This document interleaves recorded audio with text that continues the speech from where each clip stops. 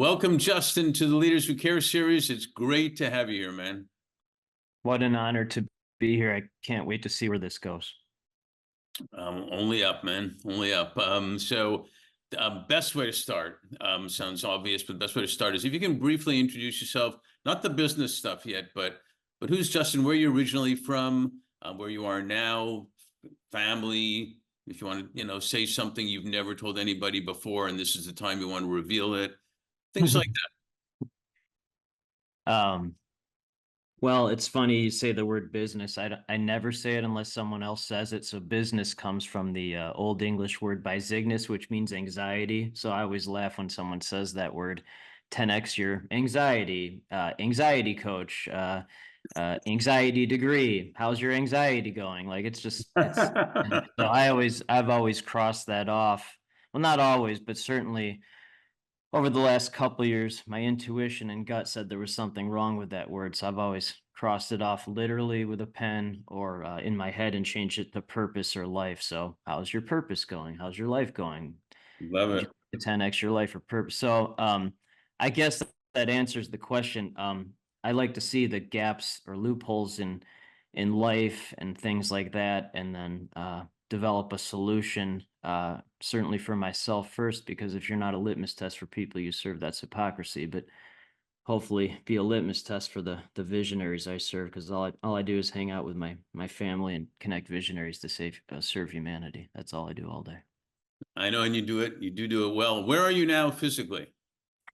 Chicago area, I think. I think that's yeah, I'm pretty sure. But yeah, we hung out in LA, Yeah. or south of LA a couple weeks ago at Abundance 360, and it was like landing on a different planet. And I certainly arrived there one person and came back a different one for sure. Well, and the first one was pretty good too. So imagine. Oh, Uh, thank you. Yeah. um, let's see. When you were a kid, I'm going to start with there a little bit. What were you like as a kid or a teenager? Were you a reader, organizer? Did you have a lemonade stand? Did you play sports, music? And what'd you do? What were you like? Yeah. Um, and I appreciate you sending a lot of background before this interview. I really appreciate that. It helped me really think. I was like this as a kid, and then most people would just stare, because most 12, 13 year olds don't talk like this. I'll give you a story because this just happened a couple days ago.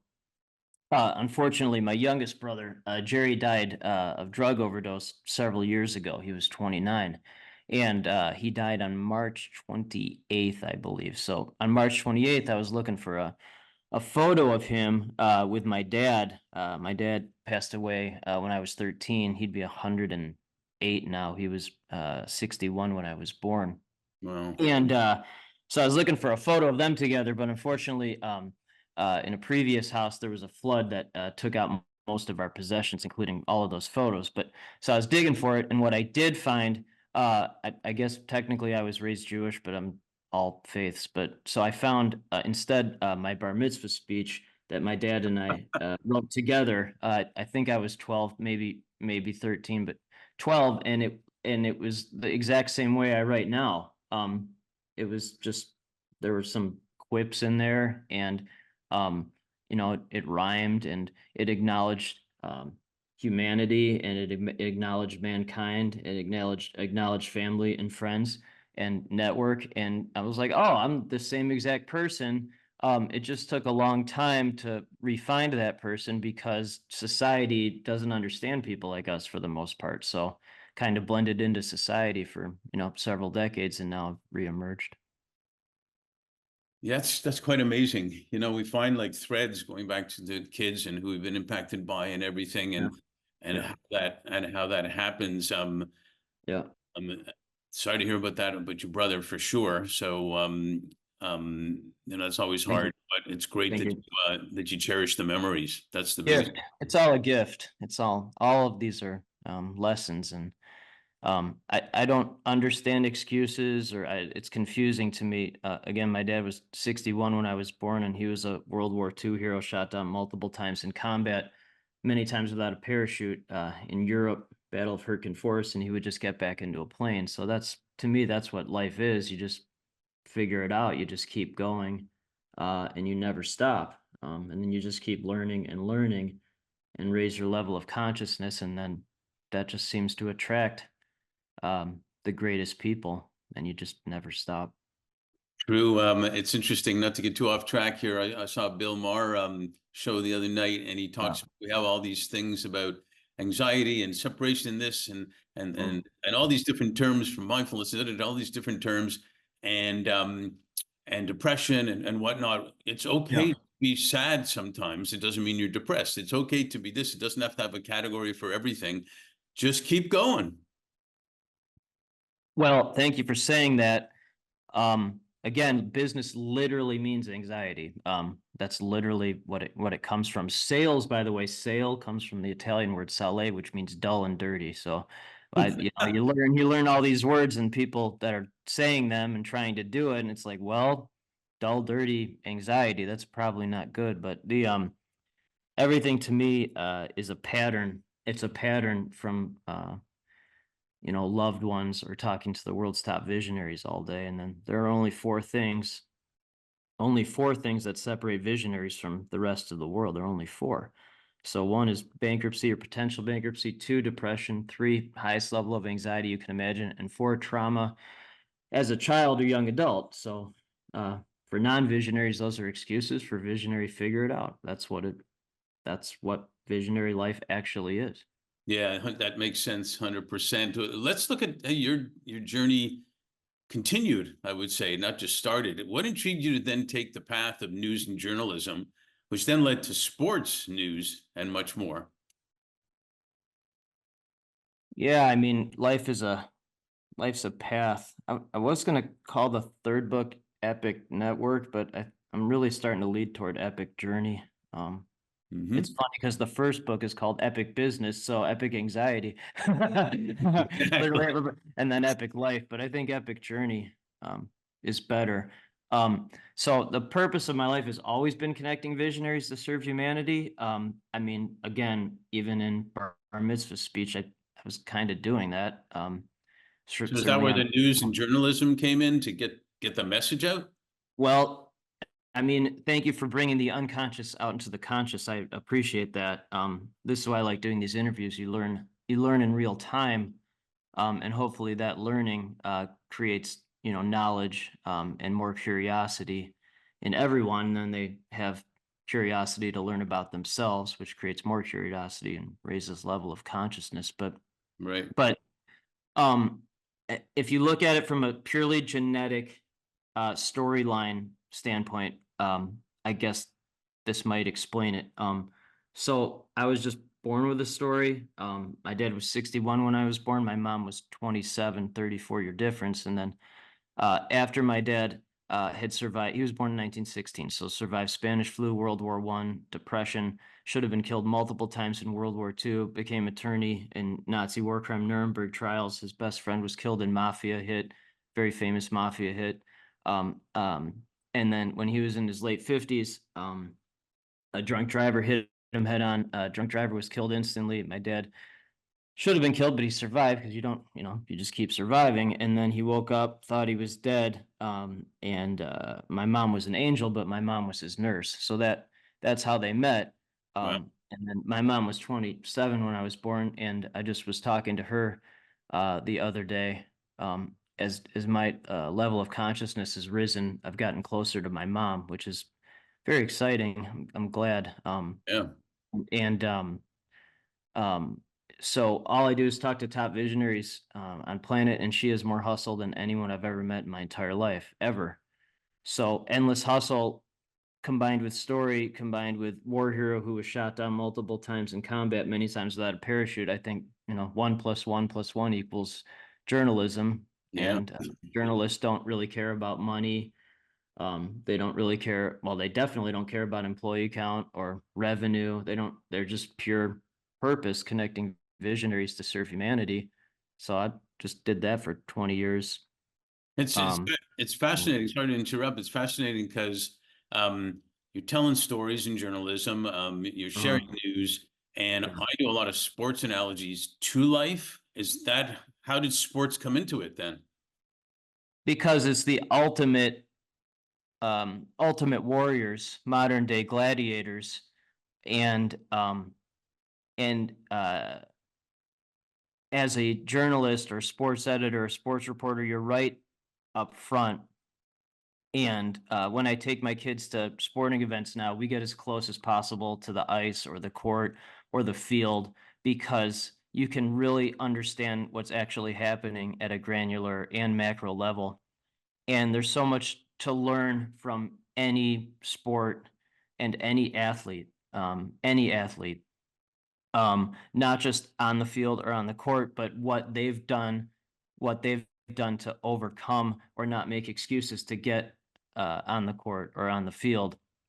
And again, everything's a pattern. Everything's a pattern. So spent 20 years as an entrepreneur who happened to be a journalist, collecting stories and talking to people, no matter if they were dirt broke or billionaires, and now connect visionaries to serve humanity and collect stories, whether they're dirt broke or billionaires, and then created companies that connect them. You know what's And interesting about that, if I can interrupt one more thing, that's interesting about that is when you sit close or you're talking close or whatnot, it's interesting how visionaries to sports athletes to doctors to whatever, right. people would say, man, that looks easy. I could do that. No, no, no, What no, they no. don't realize, and by sitting close, you do realize it looks easy to do because they're great at it. Yeah, so to be misunderstood is to be great. So most people can't understand it, even though they think they can, because they don't understand what it takes to become great. So it's misunderstood. But so there are only two things.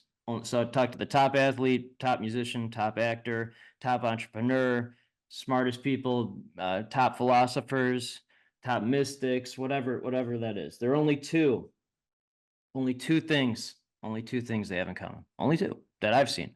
One, they make no excuses. They have the same heart and mindset. No excuses ever. Never. At the highest level, there are no excuses ever. You don't make excuses. Two, I have not seen the exception to this. If this does happen in my lifetime, I hope it does, just to see that this person exists. But I haven't seen it yet. So all these people had at least one person who genuinely cared and or believed in them. So that could be a coach, parent, grandparent, aunt, uncle, a priest, a teacher, a mentor. I haven't seen the exception where a visionary or top performer had no one who believed in them. That, to me, if that happens, that would be the ultimate. I mean, that would be amazing. I don't think it's going to happen, but That'd be a special person from God, if you will, because 100%. Yeah. every Well, maybe then God believed in them, but I guess God believes in everybody. But That's hope. yeah. So maybe maybe that's the answer. There isn't one because, I mean, if you believe in higher power, which is fine either way, but. And we are human, and in that sense, I think you're right. And this is why we talk about influencers a lot, which we'll get to in a bit. Is that I notice, especially in men, when I talk to a lot of men, they look back to, man, I remember when my coach put me out. I was 8 onto the ice in the end of the game when it was a big game, big time. I didn't even score, but he put me on the ice, so he believed in me. And that's the one moment that's take their whole confidence for the rest of their life. Yeah, there's still that 8-year-old. It makes sense. And then, I mean, I've had endless mentors, and then one of my good friends, who's a pure visionary, Scott Danner, says every meeting is an opportunity for mentorship. So every day I have lots of mentors, and hopefully I'm doing that too. Hopefully. Well, I've seen you in action. I think you are, and Thanks. it leads me to, you know, our firm was based on the premise that leaders in their businesses, organizations can do way better all the time when they're doing good at the same time. And you clearly understood that early, and you still are. And you have, as you mentioned, your best-selling books, Epic Anxiety. I mean, Epic Business. No, just I'm going to rename it. Cross it off. And then Epic Life are examples. Tell me, how did that evolve for you to write them? And can you share any insights and examples of where you saw, you know, visionaries, entrepreneurs getting it, that economic and social impact come together for better? Oh man, tremendous. Wow, I mean, that could be a 17-hour answer, but I will say this. So, one of my favorite quotes is from Earl Nightingale, which is success is the progressive realization of a worthy ideal. Success is the progressive realization of a worthy ideal. And those books to me just represent success as the progressive realization of worthy ideal. So started first company in 2017 after job salary was cut in half, couldn't find a job. Incorporated 6 days after turning 40 with zero B-word background, zero anxiety background. And then over 6 weeks after 6 weeks working full time at half salary, reached out to 5,000 people to find first 5 clients. At that point, they were clients, not partners. It was different, but Right. got fifth client 6 weeks later, resigned next day, and then article in the Chicago papers came out. I'd started my own firm, but that was just to start the first company. And then um, uh, 30 months into first company, posted 30 things I had learned from top visionaries on planet. The first company is a global PR firm, but so posted those things, and everyone's like, write a book on it. I'm like, okay, so wrote a book. And then in the first book, the foreword was written by Chris Voss, which I'm very grateful for. He wrote Never Split the Difference. That's one of the top, uh, purpose life negotiation books in the last 20 years. So he wrote that what the first company was actually a network, an actual network of connecting visionaries. So the name and second company was actually in the forward of the second book, or I'm sorry, it was in the forward of the first book. And then all I do is talk to visionaries and talk to 1 to 2 of them every single week that have let entrepreneur life destroy their family life. So I'm like, well, you don't have to do that. So Epic Life is how to build collaborative global companies while putting your loved ones first. And then it talks about how BrEpic Network, the company that Chris Voss talked about in the forward of the first book, which I didn't even know existed at the time. That's how that company has been formed. Wow, that's amazing, and it's real life, and Yeah. I love the fact that you do go down to the families, which then goes into the kids, obviously, and the communities, and it hits more people than people think, because we're always interacting with people, so it's really important. Mm-hmm. They going a little bit further, they say that the fourth industrial revolution was about, or is about, technology, AI being big right now, but virtual reality, you name it. But the fifth is about humanity. And Mm. it's another thing that we focus on, is how does impact and talent come together to have enduring results. Can you explain further what you do? I mean, you connect visionaries that serve humanity. You Okay. talk about, for example, the intuitive ability to identify a good idea, Uh-huh. and then the right leaders, or not to be cute, the right leaders who care about and understand the value of the right investors and the strategic partners, Yeah. Yeah. and attracting the best talent, etc., to Uh-huh. both make money and purpose. Talk about that. Sure. It's a tremendous question with good context. So thank you. Thank you for that. Um, so uh, companies to me are just extensions of purpose. They're not B words. They're just not to me. They're just extensions of purpose. So second company, which is called BrEpic Network, um, uh, my family, we're in Chicago area. My partner's in San Francisco.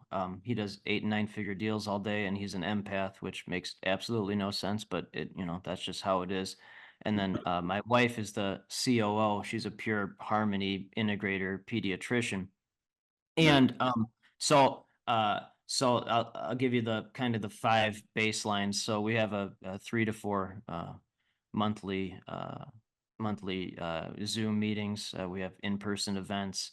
We're about to have our own TV channel just for visionaries, our members with 35 million reach. We're starting an MBA program that's with one of our members started it. She's the former global head of entrepreneurs organization. So she and her partner started an MBA program affiliated with Oxford, and then we're having a philanthropic wing as well for the company Amazing. And then our members, they're all visionaries. None of them make excuses. Most of them are very, very wealthy. I'll give you, without being too specific, one of our newest members owns the most expensive house in the country that he lives in. And then he doesn't really care about that. He just wants to be around visionaries.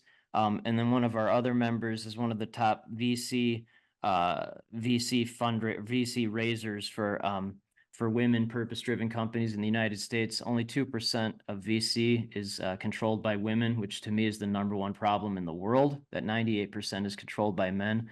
Yep. I think when that is just fixed, I think a lot of things will be fixed. So anyway, she's one of the top on planet, really. So she gave a presentation to our group the other day, and then the person who has the really expensive house said, "Oh, my daughter's 17. One, it'd be great if she could intern with you, which is about to happen. And then two, what advice would you have as for me as a dad?" And then the member who's the female VC said, well, two things. She's like, well, one, tell your daughter that every day that she can do anything that she wants. And then two, always be her biggest champion. Always be her biggest champion. So I think in life, I mean, I actually don't know this, but I think in life, many people, wealthy people get to a point where they realize it doesn't really mean a darn thing. And I've always known that pretty much since day one. But most people, I think they substitute happiness with wealth or money, and then they realize it doesn't bring them more happiness. So they get to a point where they want to join a group like BrEpic Network, where you just want to raise level of consciousness and help people. Right. And then they have the capital to do it. So I know that was a long-winded answer, but like, But another one of our new members, he had a stroke. He had a stroke, and it made him smarter. So one of our other members helped him come up with a company name called Stroke of Genius. But that's the type of, I mean, I invest a lot of money to be in top rooms on the planet. There's nothing. This is the highest level of consciousness room by far. My level of consciousness is I, raised so much, and it's unbelievable. I love it. And you remember the famous scholar named Kobe, as in Bryant?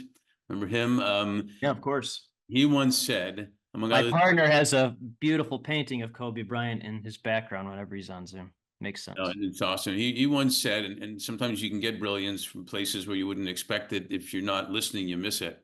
And he once said, among other things, that everybody should have that dream, whether it's a championship or this or that or the other, the dream. But what you got to realize is the dream is right now, right here in front of us.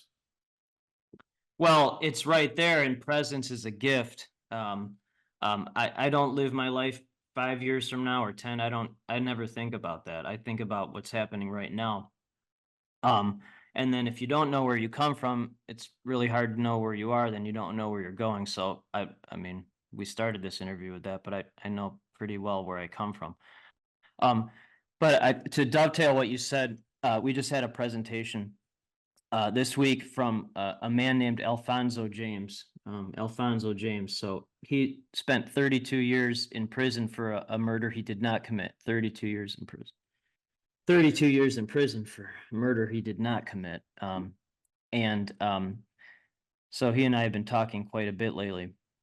And he just sent me a text that I'd like to read. Because I don't really care how much money someone has. I just want to know if they're a visionary or not, and if they'll take action and not make excuses. So this is what he just sent to me, and I'll read it. So he wrote, "This is a quote I began reciting daily from 1985 to present. Quote, 'He that is perfect is perfecting perfection in me,' unquote. Throughout the years, this came to mean different things. The overall impact this had on me is, quote, I gain a sense of balance. My mind, soul, and spirit had to align with my purpose. I had to go through extreme suffering in order to develop a deep sense of forgiveness and love." So that is the visionary journey. That's why I think the third book will be called Epic Journey, because there's no shortcuts to this. I'm convinced it takes 40 years minimum. Even if you're born an old soul.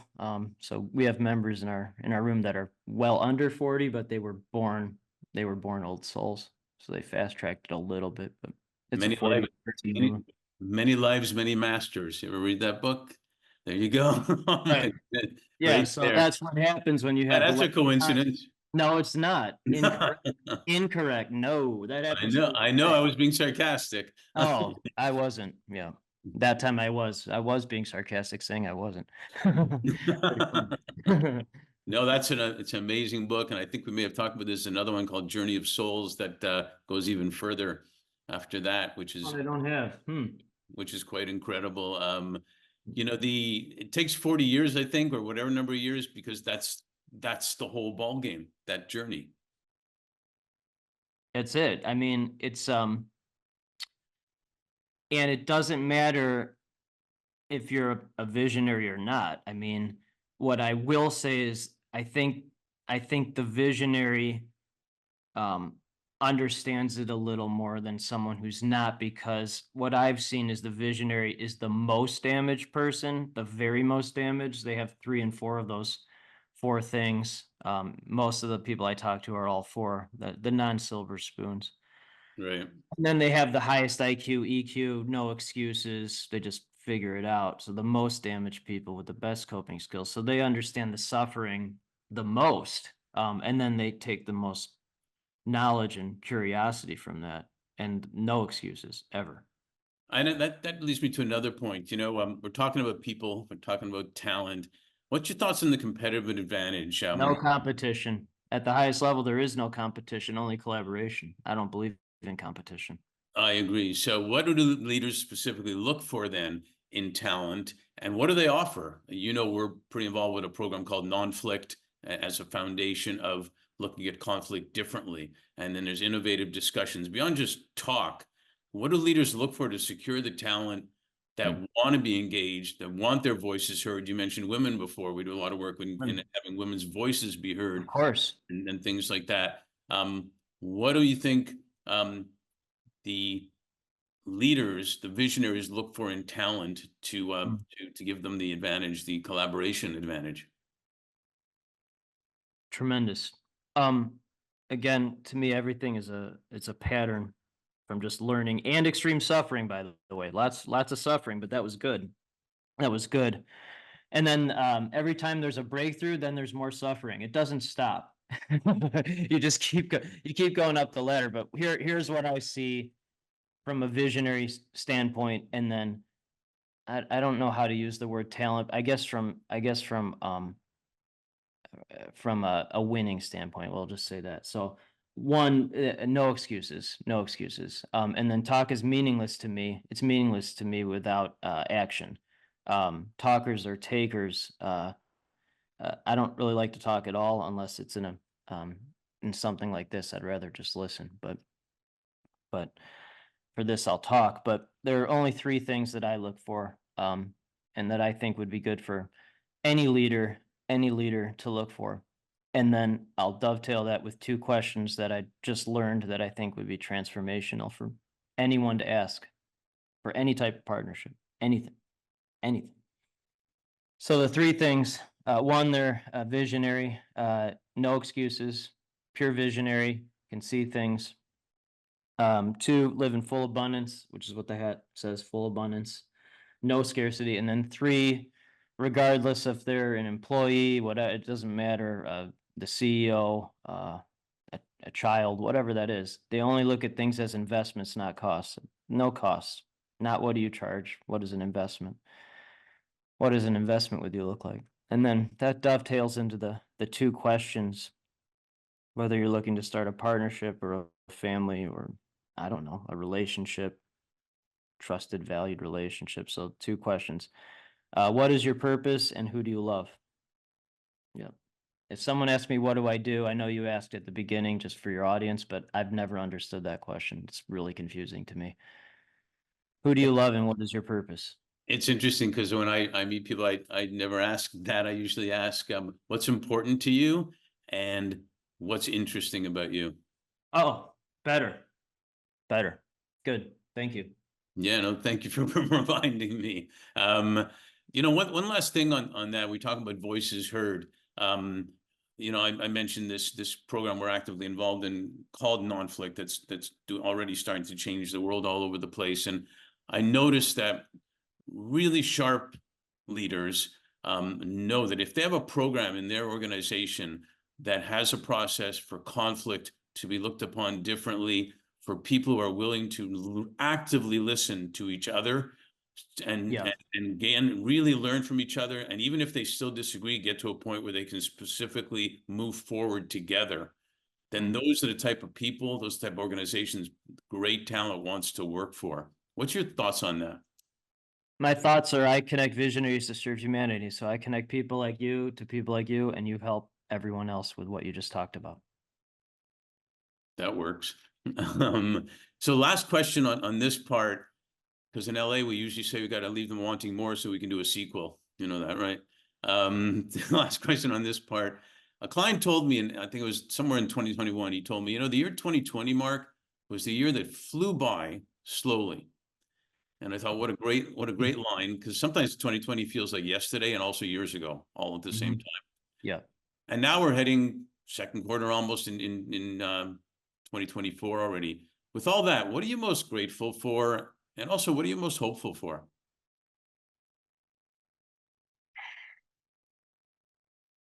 Thank you for asking that. I'm most grateful for that my children get to see that this world exists, and then they can do what they want with it. I don't live in years or quarters or weeks or days. Our youngest, his name is Chase. He's a 9 quick start like you and Colby. He's a little version of Earl Nightingale. And when he was 8, we were talking about bending time and IQ. And then he provided the best definition of life that I've ever heard still. So he said life is, he considers life one long great day. Yesterday's before you're born, tomorrow's after you die. And then there are 2 ways to have a great day. Do what you like to do and what you're good at, and keep getting better at it, and create more living things, whether that's a family or a foundation or something like Nonflict or company, plant a tree. So that's kind of how I live my life. What I've learned lately, and this is neither right or wrong, but you know, I think most people have been around here a lot longer than just this lifetime, and I mean, I've seen evidence of that at this point, which I didn't necessarily believe even 2 weeks ago. But I've seen it and felt it at like the very highest level lately. But I think seeing my children have that ability, and then our 11-year-old likes to, he's a world-class athlete, runner, distance runner, but more importantly, he's just pure no excuses leader. And he likes to chart like IQ and EQ on charts. So they've been watching me talk and act like this and do things like that, and then they've started doing that themselves. So I'm very grateful for that. Very grateful. And I guess hopeful for it too, I would think.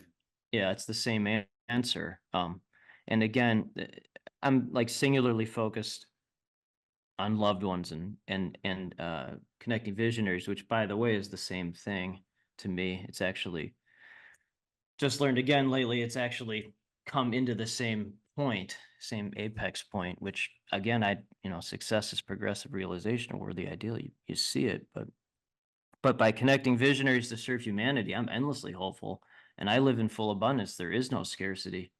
I don't even think about it. I just connect the people that are living in full abundance, and then they help everyone else.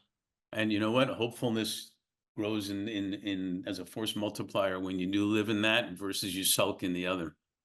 Yeah, I mean, the sulking, I think, is necessary. The suffering is necessary to get to the point where you don't anymore, where you really learn it. And then one of our members is a pure visionary.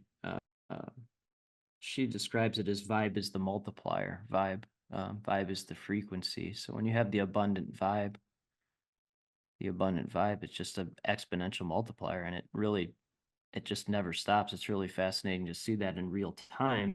And the reason why it's happening in real time is because, 1, focused on the present, and 2, no excuses. Right. You just never stop ever. Well, you know what? I thank you for being a leader who cares. I thank you for being a new friend. I feel like a longtime friend already, which I really Sure we were. Yeah. And we will talk again. So thanks for all the difference you make and for being on the Leaders Who Care series, man. Honored and grateful. Thank you. Thank you for listening to the brand called You videocast and podcast. platform that brings you knowledge, experience, and wisdom of hundreds of successful individuals from around the world. Do visit our website www.tbcy.in to watch and listen to the stories of many more individuals. You can also follow us on YouTube, Facebook, Instagram, and Twitter. Just search for the brand called You.